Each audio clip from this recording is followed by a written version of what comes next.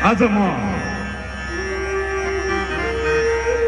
म गीत गाउन उभिएको छु। आज म गीत गाउन उभिएको छु। तर यो स्वर केवल मेरो स्वर मात्रै होइन, यो आवाज थानेश्वर गौतमको आवाज मात्रै होइन। यो स्वर त ती सबैको हो जो फर्केर आउन पाएन। हाम्रै आँखा अगाडि कति हामीले सन्तति गुमायौँ, जो राष्ट्रका लागि आफैलाई चढाएर गए। खरानीबाट उठेर आउनु भनेको दुःख बिर्सिनु होइन, दुःखलाई अर्थ दिनु। यहाँ उपस्थिति जनाउनुभएका सम्पूर्ण मेरा बुवा-मुवा, दाजुभाइ तथा दिदीबहिनीहरू, मेरा प्रियजनहरू, राष्ट्र सेवक प्रहरी दाजुभाइ तथा दिदीबहिनीहरू,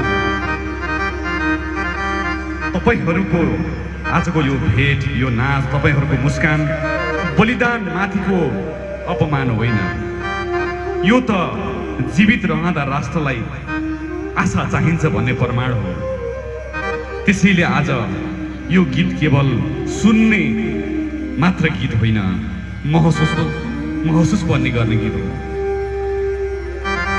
खरानीबाट उठेर फर्किनु केवल कथामा होइन, प्रत्येक दिन ड्युटीमा निस्किने राष्ट्र सेवक प्रहरीहरूको जीवनमा आधारित छ। यो हाम्रो आफ्नै दाजुभाइ दिदीबहिनीहरूको आफ्नै कथा हो। आज यहाँ उहाँहरू अभिनय सहित नाच्दै हुनुहुन्छ।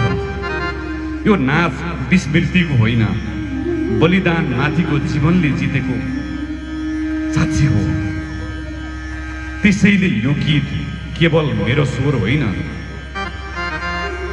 खरानीबाट उठेर पनि राष्ट्रलाई नछोड्ने आत्माहरूको आवाज हो। शब्द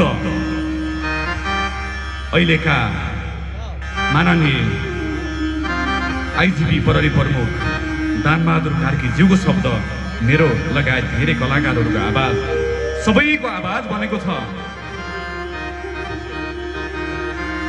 आमा म त फर्केर आएँ।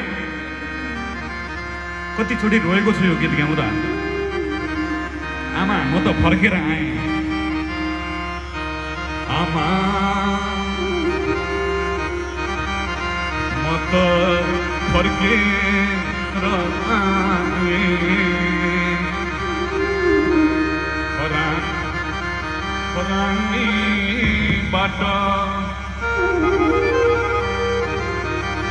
खरानीबाट उठेर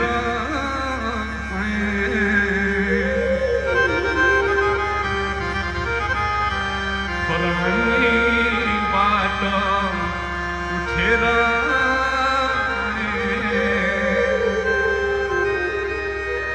आमा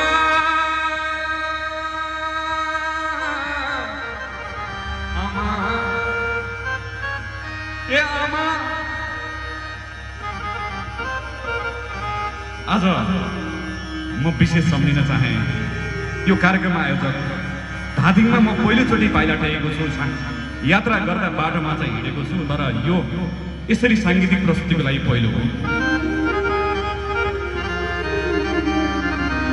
आयोजक अध्यक्ष रामकुमार डल्लाकोटीज्यू लगायत प्रकाश भण्डारीज्यू,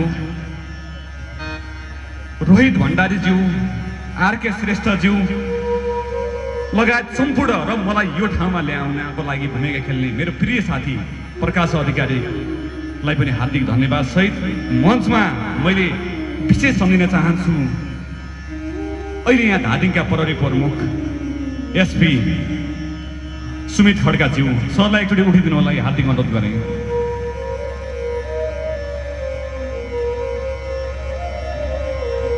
डिएसपीज्यू प्रकाश दाहालज्यूलाई पनि एकदमै सम्मान गरेर सम्पूर्ण सुरक्षाकर्मीज्यूहरूलाई एकचोटि सबैले ताली। यसपछि ट्र्याक बन्ने छ।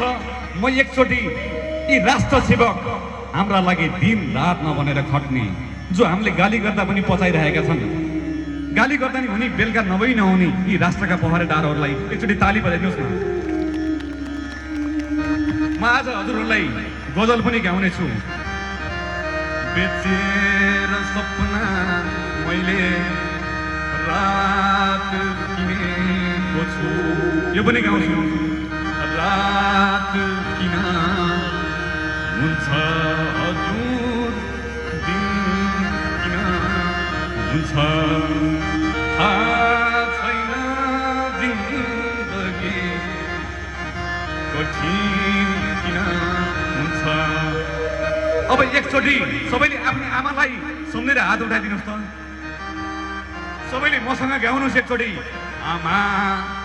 सबैले आमा, सबैले जोडले आमा आमा। अझ पुगेन आमाको लागि, राष्ट्र धरती माताको लागि र नेपाल आमाको लागि अनि आफ्नै आमाको लागि एकचोटि आमा। अझ चर्को यो गाउन सिकाउँदैछु हजुरहरूलाई, आमा आमा। म त फर्केर आए फराङ्गीबाट उठेर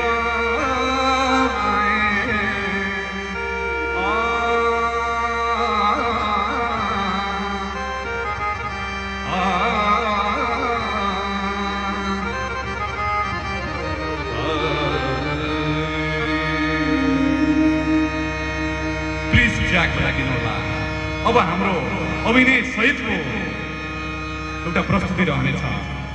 दानबहादुर कार्की सरको लागि फेरि एकचोटि ताली सहित